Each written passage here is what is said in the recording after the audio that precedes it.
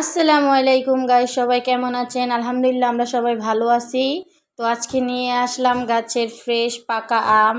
এই পাকা আম দিয়ে আজকে আমি বানাবো আমের পুডিং। তো আমার সাথে থাকুন এবং অবশ্যই আমার পুরো ভিডিওটি দেখবেন। যদি ভালো লেগে থাকে অবশ্যই লাইক কমেন্ট শেয়ার করবেন এবং বেশি বেশি করে সাবস্ক্রাইব করবেন। তো এখানে আমি আম পুডিংয়ের জন্য 5-6টা আম নিয়ে নিছি ভালো মতন ধুয়ে, তারপর আবার একটু ভালো মতন ধুয়ে নিব আমি। এখন আমি আমগুলো ভালো মতন ধুয়ে ছিলে নিব। তো এখানে আমগুলো ধোয়া হচ্ছে। আজকের ক্যামেরাম্যান আমি, আর বানাবে আমার শাশুড়ি আম্মা। তো দেখুন, এখানে আগে ফার্স্টে আমি আমগুলো ছিলে নেব। আমগুলো ধোয়া হয়েছে। এখন সব আমগুলো আমি একে একে করে ভালো মতন ছিলে রাখবো পাত্রে। এই তো দেখুন,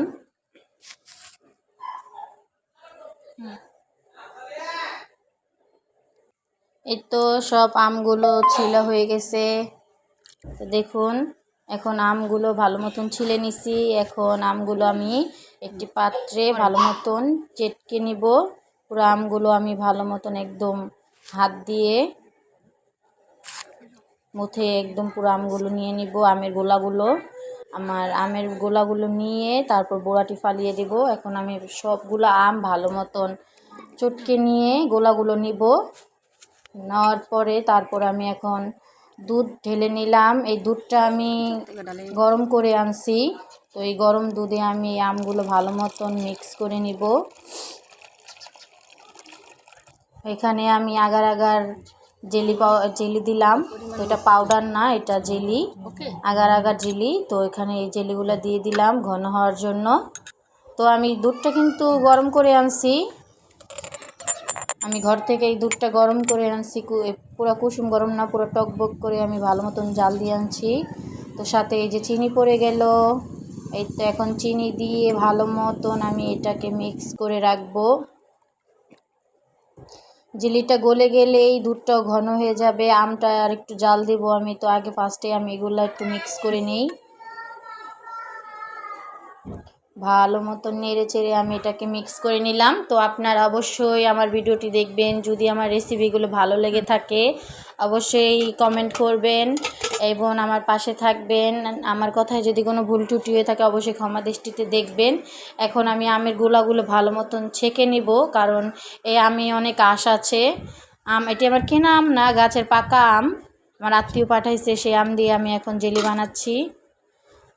এখন ভালো মতন এই আমগুলো আমি এই যে গোলাগুলো দেখুন ছেঁকে তারপর এটার মধ্যে একটু আগার আগার জেলি দিয়ে দিলাম। পুডিংয়ের জন্য আমার ঘনত্ব আমটা লাগবে, দুধটা লাগবে জমার জন্য।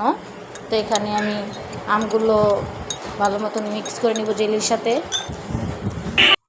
এই তো দেখুন, এখন আমি এটার সাথে চিনি অ্যাড করব। তো পরিমাণ মতন চিনি, কি যে যতটুক মিঠা লাগবে ততটুকুই দিবেন। আমি পরিমাণ মতন চিনি দুটোটাই অ্যাড করে নিছি, দুধও অ্যাড করে নিছি এবং এই আমের গোলাগুলো তো আমি অ্যাড করে নিছি। এখন এই আমটা আমি একটু ভালো মতন নেড়ে চেড়ে মিক্স করব। মিক্স করার পরে তারপর একটু চুলায় আমি একটু গরম করব, কারণ একটু কুমকুমা গরম করতে হবে, না হলে চিনিটা আবার জ্বলবে না। আমার ঠান্ডা লাগছে, তো আমার কথায় যদি কোনো ভুল ত্রুটি হয়ে থাকে, একটু কথা বেজে গেলে একটু ইগনোর করবেন। আর আমি এমনি একটু ভয়েস দিতে গেলে নার্ভাস হয়ে যাই, কথায় আমার অনেকই ভুল ত্রুটি হয়, আমি পরে দেখি বা আমাকে বলে একজন। তো আমার কথায় কোনো ভুল ত্রুটি হয়ে থাকলে আমাকে প্লিজ ক্ষমা দৃষ্টিতে দেখবেন। এখানে আমি আমটা ঘরে নিয়ে আবার একটু গরম করে আনছি। তো এখন একটি লম্বা পাত্রে আমি ঢেলে নিব। তারপর এটা জমে গেলে তারপর এটাকে স্লাইস করে কাটবো। তো এই যে দেখুন, এখন এটাকে আমি একটু ঢেলে নিছি। তো সমান জায়গায় রাখতে হবে, যেন এটা একদিকে মোটা বা একদিকে পাতলা না হয়, একদম ফিনিশিংটা যেন সুন্দর হয় আর একরকমই জানি থাকে। তাই এটা সমান জায়গায় রাখতে হবে। তো আমি একটু ভালো মতনই করে সমান জায়গায় রাখছি। তো আমার দুধটা আর একটু ঘন করতে হবে, তাই আমি আবার একটু জাল দিতে চলে গেলাম ঘরে। তো এখানে আমি এই যে দুধটা ভালো মতন একটু আর একটু জাল দিয়ে ওই জেলিগুলো একটু গলে গেলেই পুরা আমার হয়ে যাবে। এই তো আমি জাল দিয়ে দেখুন ঘর থেকে আবার বাগানে চলে আসলাম। বাগান আমার ঘরের সাথেই, আবার কেউ ভাইবেন না যে অনেক দূরে। আমার বাগানটা ঘরের সাথে, আমার বারিন্দা দিয়েও দেখা যায়। তো এখানে আমি দুধ জেলি সবই আনছি, গরম করে দুধটা আনছি। এখন জেলিটাও দেখুন কি সুন্দর জেলিটা জমে গেছে। তা এখন জেলিটা আমি পিস পিস করে কাটবো, আমের জেলিটা। তো এই দেখুন এখন আমি স্লাইস করে পিস পিস করে কেটে নিচ্ছি। দেখুন কত সুন্দর জমে গেছে ক্ষণিকের মধ্যেই, আমার 10 মিনিটও লাগে নাই। দেখুন আমার জেলিগুলা কি সুন্দর জমে গেছে, মাশাল্লাহ মাশাল্লাহ। দেখুন কি সুন্দর হয়ে গেছে। এখন আমি এই জেলির মধ্যে গরম এই দুধটা দিয়ে দিব। এই তো দেখুন,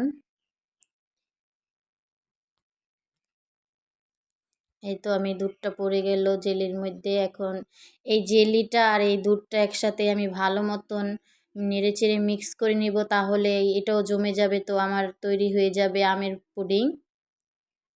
দেখুন একদম দুধটা অনেক ঘন করে জাল দিতে হবে, এবং আমি 1 কেজির মতন দুধ নিয়েছি।